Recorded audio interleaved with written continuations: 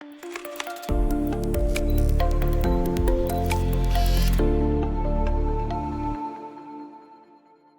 terug kykers by nog 'n episode van Blitsfokus.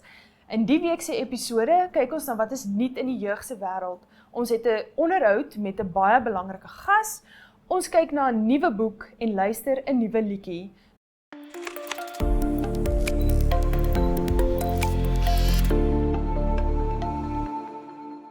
Welkom terug Blitsfokus kykers by vandag se wat's nuut. Ek het vir Annemarie de Tooy hier saam op die bank en ons gaan 'n bietjie gesels oor wat in die wêreld van die jeug aangaan. Baie welkom Annemarie, dankie dat jy saam met my hier op die bank sit. Dankie, jy weet ek is mal oor die Blitsfokus bank, dis my gunsteling plek om te wees. Rosanne, hoe gaan dit met jou? Nee, dit gaan baie goed. Dit gaan regtig goed. Nog 'n week, nog lekker werk om te doen, nog nuwe dinge om te leer, so dit gaan goed. Ja, ek is bly met jou. Dit gaan goed met my ook. Ek is baie bly om hier te wees saam met jou. Net bietjie meer te leer ken man. Want ons sien mekaar so skaars hier by die werk. Maar jy het vir gesê jy het 'n paar interessante goed vir ons om oor te gesels vir hierdie week se nuus. Ja, definitief. So hierdie naweek was dit die internasionale moedertaaldag gewees. So ja, so ek en jy is altyd Afrikaans, trots Afrikaans neem ek aan jy ook, ja. Ek geniet dit om Afrikaans te praat, dit is vir my lekker. Maar ek het so 'n bietjie gaan oplees toe nou oor die geskiedenis van Afrikaans en ook oor die heel bietjie baie jare terug. En toe kom ek af op die Afrikaners van Suid-Afrika wat Suid-Amerika toe getrek het. Hulle het toe getrek in 1902 en na die Tweede Anglo-Boereoorlog het hulle getrek. En toe gaan kyk 'n bietjie video's oor hulle wat nog praat. So ek dink daar's nou nog, hulle skat so ongeveer nog net so 300 van hulle oor wat in Argentinië soos kan Afrikaans praat. Oorspronklik steeds meer as die 47 van ons beskuldig is. Nog steeds.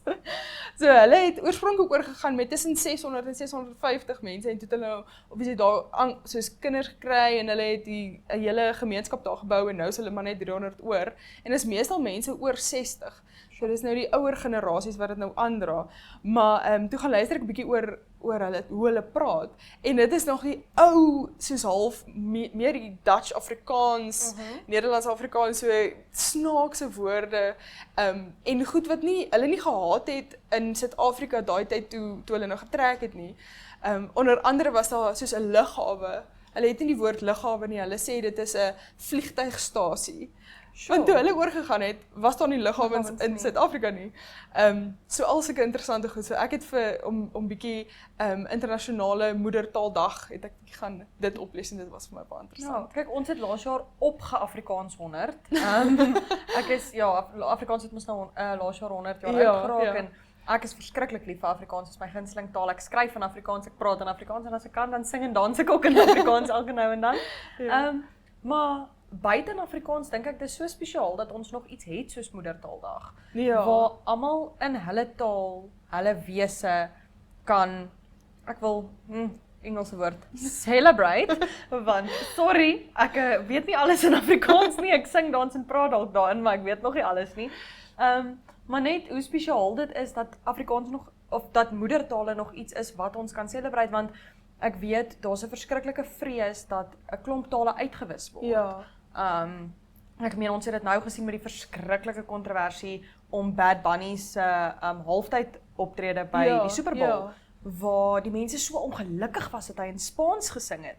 Maar dit is net so mooi viering van sy moedertaal en hoekom dan nou nie? En so vir ons om ook daai geleentheid te hê en vir Namibiërs om daai geleentheid te hê om in jou moedertaal te kan feesvier en wees wie jy is so ongelooflik spesiaal. En ons moet dit koester.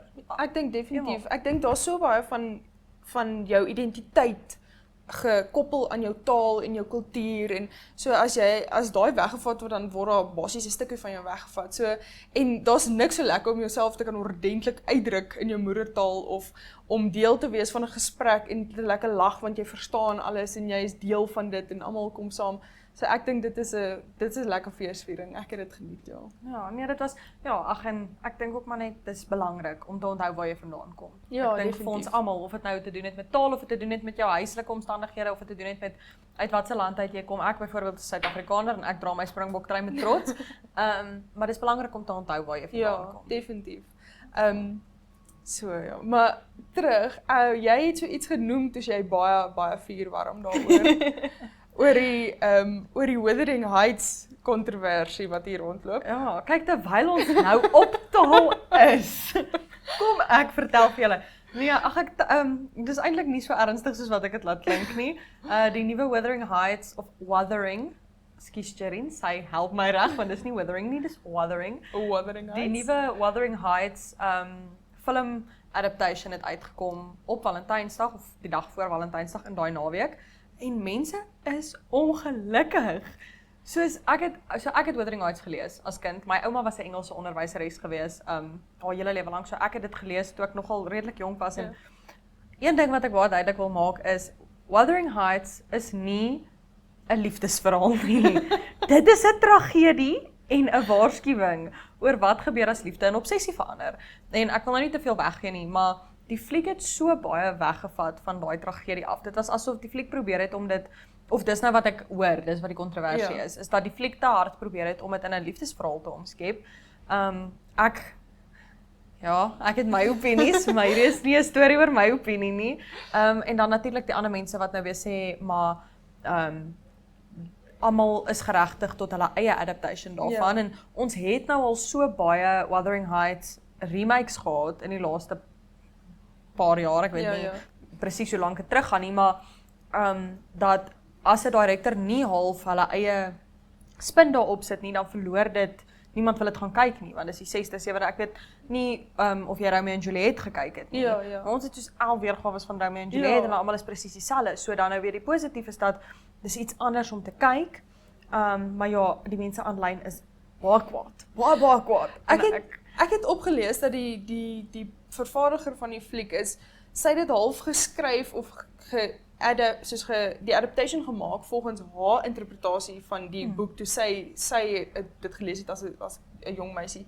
So dit was vir my interessant dat sy, wat ek dink ook fantasties is, dat sy haar eie perspektief van hoe sy die boek beleef het, geskryf het, en dit het ek ook, ek nog nie Wuthering Heights gelees nie, ek is nie so clued up nie, maar toe het ek 'n bietjie gaan lees oor en die mense, daarvoor is hulle ook kwaad, want hulle sê, dit is nie wat in die boek is nie, en maar, kyk, ek het my opinie daarop is dat 'n boek behoort aan niemand nie. Die skrywer het die boek geskryf met 'n idee wat hulle in hulle kop gehad het, maar 'n boek behoort aan niemand nie.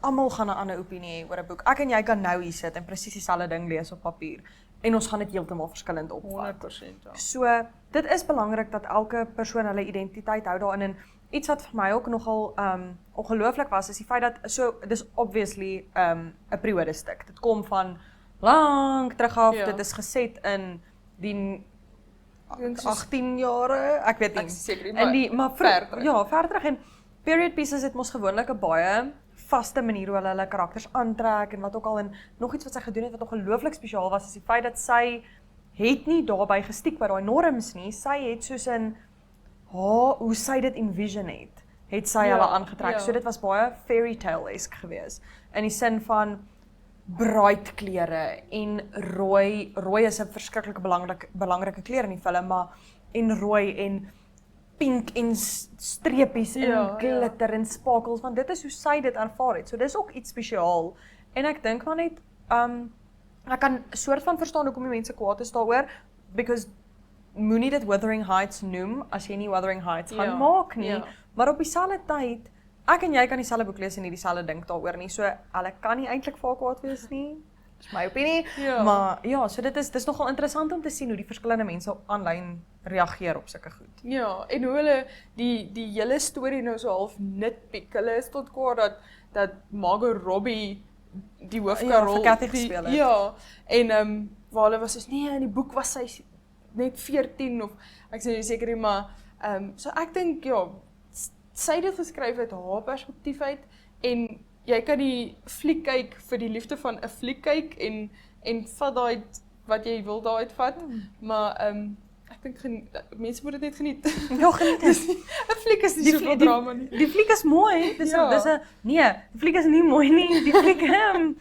Die fliek is iets, is wat ek gaan sê, want ek sou nie noodwendig sê, is baie mooi geskied en baie mooi verfilm, en dis ook iets wat ek dink baie mense miskyk, is die werk wat ingaan om so iets te skep. Ek meen, dis in die Moors geskied waar die Brontë susters groot geword het. So dit is die ongelooflike moeite wat daar ingegaan het, maar So die vervulling is baie mooi. Die storie is nie so mooi nie, maar geniet net die fliek vir wat hy is. Ja, Vat dit vir wat dit is, gaan kyk 'n fliek. As jy dit nie daarvan hou nie, moet dit nie kyk nie. En dis weer daai ding van almal dink hulle kan 'n opinie lewer want hulle sit agter 'n skerm, maar niemand was eintlik daar om te sien hoe die proses gewerk het nie. 100% ja. En as jy so seer gemaak is dat die fliek nie dieselfde is nie, gaan lees maar weer die boek. Ja. Dan kry jy weer jou Wuthering Heights storie in. Nou, dan kan jy jou Emily Brontë geniet, soos wat jy voel jy moet. Ek wil ook vir jou vra, jy het nou driehoek atletiek gehad die afgelope naweek, as ons nou 'n bietjie terug gaan kom by Zone se stories. Baie ernstige segue wat ek daar gemaak het. Maar vertel my 'n bietjie van die driehoek atletiek, die geesvang en goed voor die tyd, daai tipe van goed, hoe het julle dit ervaar? Dit was groot feesviering.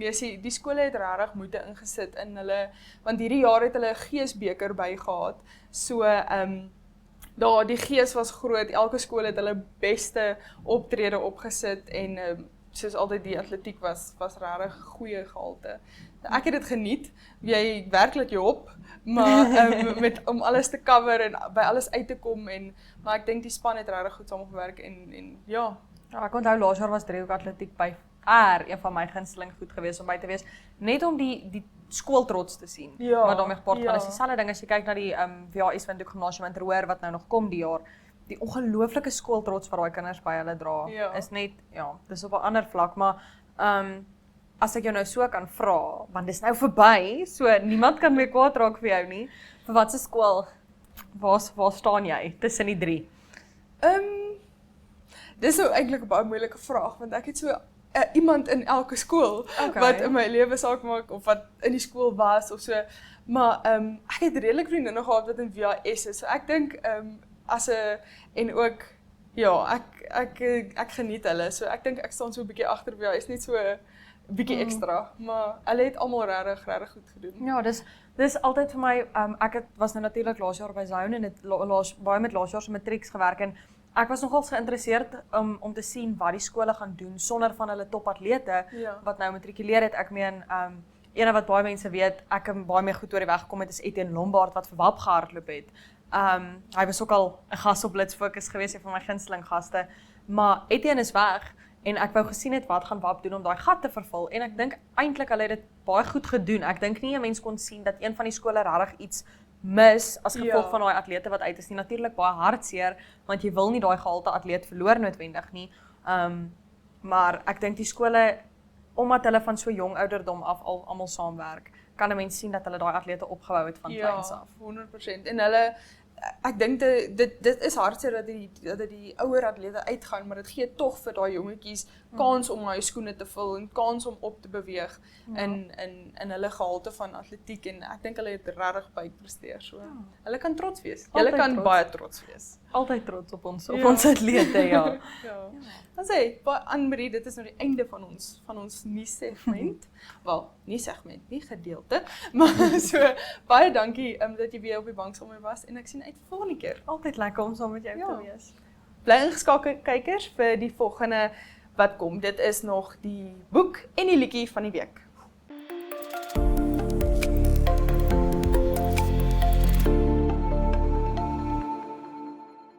Welkom terug Blitz Fokus kykers by vandag se onderhoud.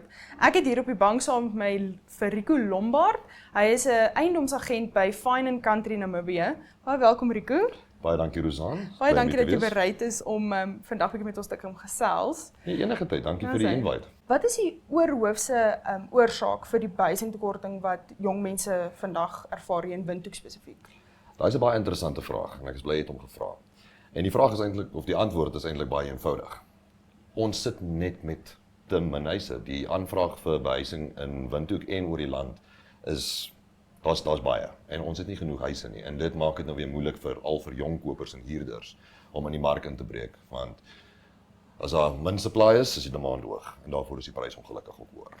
Ja, ek het eershandse ondervinding in dit. Ek het letterlik vir 6 maande gesukkel om 'n huurplek te kry en dan moet 'n mens vat wat jy kry, dan kan jy glad nie kieskeurig wees nie. Ja, want hulle gaan so vinnig. Dis moeilik. Moeilik om by te bly, ja. 100%. Wat sal jy sê is die rede hoekom jong mense spesifiek sukkel om behuising te kry? Wel, ek dink dis omdat baie jong mense het nog intreevlak werke en dit jy weet, dit maak dit ook moeiliker vir die banke om lenings uit te gee en dit is 'n realiteit. Ek dink daar's ook 'n tekort, die pryse om in te breek is baie hoog. Want onthou jy moet jou deposito regkry en die eerste maand se huur en dan verkieslik nog 'n buffer vir 'n maand of 2 ook. En vir 'n jong mens is dit baie moeilik. So jy moet behalwe bietjie daai sekuriteit het voor jy eintlik kan en vir mense wat nou net begin werk het, is dit nie altyd baie moontlik nie. Ja, of hulle inkomste is net van so 'n aard dat hulle dit nog nie kan bekostig of die top-up kan betaal en dan jy moet ook goeders inreken soos water, krag en oorlewingskostes. Ja, 100%. En dan wat sal jy sê is die gevolge hiervan dat soos nou kan hierdie jong mense nie behuising bekostig wat aan hulle behoeftes voldoen of hulle salaris laat dit nie toe nie of wat's daai gevolge dan daarvan? Sien jy, dit hang af natuurlik individueel. Maar ons vind baie keer dat studente bly dan baie ver van kampus af as dit nou studente is of hulle double up, hulle deel of hulle bly in iemand se agtererf of hulle is partykeer gedruk om in informele settlements te bly en daar's jou needs hier altyd met nie. Ja, dan die standaarde van lewe is dan nie baie hoog nie, ja. En dan ek dink dit is nie net noodwendig dis hierdie persoon se skuld of daai persoon se skuld of daai persoon moet die oplossing gee of daai. So wat sal jy sê moet gedoen word van die regering se kant af as ook die gemeenskap, so landlords of sulke mense wat om dan te help of om hierdie probleem dan op te los? Okay, dis ook 'n baie goeie vraag. Onthou, die groot probleem is daar's nie genoeg huise nie. En die government is al reeds besig om met projekte en dinge aan te vat om behuising. Ek weet veral student housing is 'n groot projek wat vir hulle belangrik is waarmee hulle besig is. En die privaat sektor is ook reg om in te spring. Hulle is reg vir dit. Die gemeenskappe is ook reg vir dit. Ek dink die enigste barrier is baie red tape. En ek dink daar is aksies of stappe wat geneem kan word om daai te versnel. Okay, so meer net half die leiersels bietjie losser te maak. Yes, en samewerking. Samewerking met die gemeenskap, met die privaat sektor, almal net saamwerk om hierdie probleem op te los. En soos hierdie 'n bietjie awareness te bring. Het almal net bietjie bewus is van dit. Wat sal jy sê in jou opinie is die korttermyn oplossing vir jong mense wat tans sonder behuising sit? Ek dink dit hang af van persoon tot persoon. Whether dit iemand is wat 'n informele settlement bly of in die staatshuis bly. Dit vary, maar ek dink dis belangrik vir jong mense, regardless van waar jy is in jou jongmenslewe, enigiets tussen 18 en 30 of dalk vroeër, is om mooi jou navorsing te gaan doen, te begin spaar, gaan bank toe, kyk of waar kan hulle jou help met 'n pre-approval, gaan vind al daai goeders uit, werk uit jou kostes. As jy by 'n goeie dalk kry jy 'n bargain op 'n huurhuis, maar hy's 15 kilos van jou werksplek af. En hy's weg van ander amenities, dan moet jy commuting geld of petrol ook inreken. So ek dink goeie beplanning is belangrik en kyk vir ondersteuning daar waar jy kan kry. Ja. So partykeer is dit beter om dalk 1000 of 2000 rand meer te betaal op 'n huurwoonstel, maar hy is net 2 km van jou werk af as wat jy elke maand 5000 rand se brandstof in elk geval gaan uitry. Exactly. Dis die ding. So ons sien dit baie keer op soos op Elisenheim en op Omaya aan die suide. Die huispryse is baie goedkoper. Maar jy ry nou soos wat jy sê 5000 rand se petrol uit. So dit en vir jong mense net uit. Is dit moeilik want hulle het nie almal karre nie. Ja, dit ook, ja. Ja. As ons bietjie kyk na huislenings, wat sal jy sê is die grootste rede is hoekom jong mense nie goedkeuring kry vir huislenings nie? Wel, ek dink dis weer 'n supply and demand probleem. Daar is nie genoeg huise nie net vir jong mense, vir almal in Windhoek. Die demand is baie hoër. En alhoewel ons nou al projekte aan die gang kry om dit te begin om die needs te meet, ons is nog nie daar nie. So dit is ongelukkig as die pryse hoër. En dan as jy banklenings moet gaan aanvra, hulle kyk ons nou, ek dink hulle kan jou tot en met 30%, as ek dit nou nie verkeerd het nie, van jou maand se salaris uitwerk as jou maandelikse paaiement. En dan moet jy nog rates and taxes, levies en al die ander kostes bybetaal. En dit is nie hulle skuld nie. Daar is regulasies wat hulle beperk tot dit en hulle moet ook, jy weet, 'n goeie belegging maak, so ter sprake. Ja.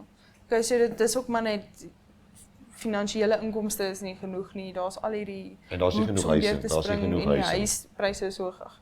Dis net 'n klomp goed wat saamsmelt wat 'n groot probleem veroorsaak. Ja, en omdat niemand huise kan koop nie, is die rentalmark nou so groot en omdat daar soveel mense is wat wil huur. Jy weet, jy kan vra wat jy wil, jy gaan iemand kry wat dit vir jou betaal gelukkig. So ek dink daai is in kern die probleem. Gepraat van die banke en die finansiële institusies, wat kan hulle doen om jong mense beter te ondersteun in hierdie poging om hulle eerste huis te koop of om dan nou sê maar nou 'n lening uit te neem om huur te betaal of sulke waar hulle finansiële bystand kan gee.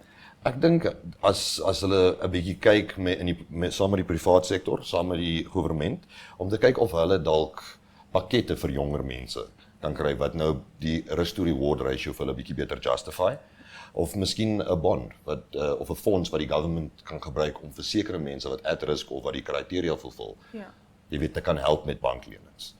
Okay. En dan natuurlik meer reise te bou. Ja, dit is die heel grootste oplossing is om meer reise te bou. En die ding is, dit solve 'n ander issue ook. Ons het dit veroorsaak werk. Dit dryf mense, daar's voete so die besighede rondom hulle. Ja.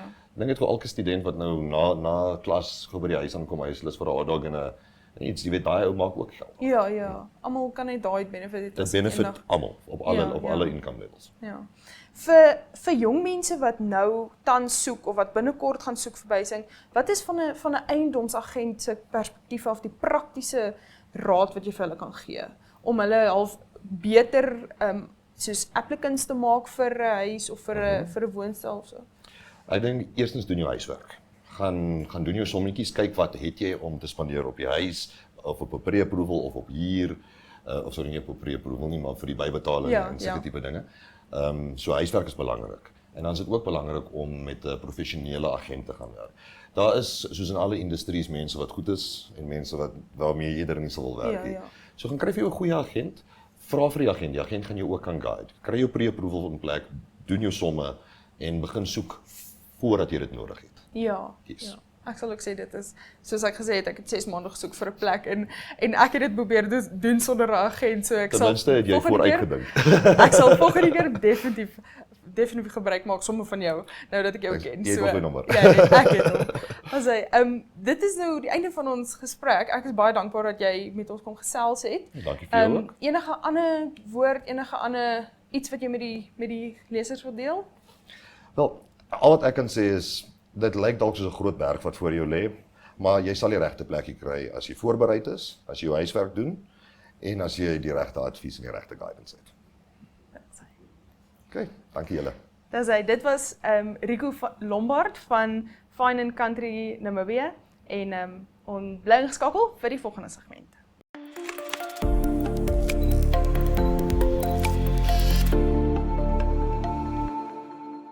Welkom by Nuut op die Rak, waar ons elke week 'n nuwe storie in 'n boek ontdek. Vandag se boek is 3 misdade in 'n knoop, geskryf deur Eleanor Baker. Die moord- en roofspeder Adrian Creer verhuis saam met sy nuwe vrou na Oeverberg, 'n dorpie in die Suid-Kaap. Daar ontdek hy gou onheil is nie beperk tot die groot stad nie. Die egpaar is nog besig om hulle voete te vind toe hy skielik gekonfronteer word met 'n raaiselagtige verdwyning, 'n dorpenaar wat sterf weens vergiftig en 'n ou onopgeloste saak wat lyk asof dit met die 2 onlangse sake verband hou. 3 misdade wat oënskynlik geen raakpunt het nie, maar los jy een op, so vermoed Adrian, word die ander losdrade ook saamgeknoop. 3 misdade in 'n knoop is boeiend en vol spanning en afwagting en sal verseker nie dat die leser die boek neersit voor dit nie deurgelees is nie. Dit was die einde van Nuut op die Rak. Ek hoop dit het jou geïnspireer om 'n nuwe boek vandag op te tel en te kyk wat daarin verskuil is.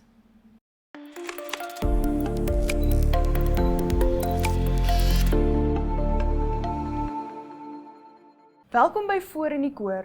Hier gesels ons oor die betekenis en die gevoel agter kunstenaars en hulle liedjies. Die liedjie wat in die week se episode bespreek word, is Bartu en Zaan Sonneke se Ryk met Tyd. In die liedjie lig hulle uit hoe jy nie moet wag om eendag jou lewe te geniet of te doen wat jy graag wil doen nie, dat jy nie moet wag net om eendag dood te gaan nie, maar dat jy die tyd wat jy het moet gebruik en elke sekonde die moeite werd moet maak. Jy het net een lewe en jy kan nie net wag dat dit verby jou gaan nie. Die liedjie plant ook die idee dat jy in beheer is van die tyd wat jy het en wat jy daarmee maak, is jou keuse, so jy moet kies om die meeste daarvan te maak. Hulle sing ook oor hoe tyd jou rykdom is en dat jy nie kan bære tot eendag wanneer jy dit wil gebruik nie, want dit gaan by jou verby. Dankie dat jy die week saam geluister het na die liedjie. Gaan gerus en soek hulle liedjie op Spotify en luister self daarna.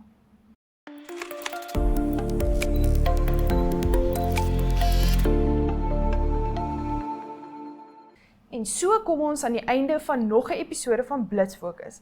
Baie dankie dat jy dit saam met my gekyk en geluister het en skakel gerus volgende week weer in, selfde tyd, selfde plek. Dankie.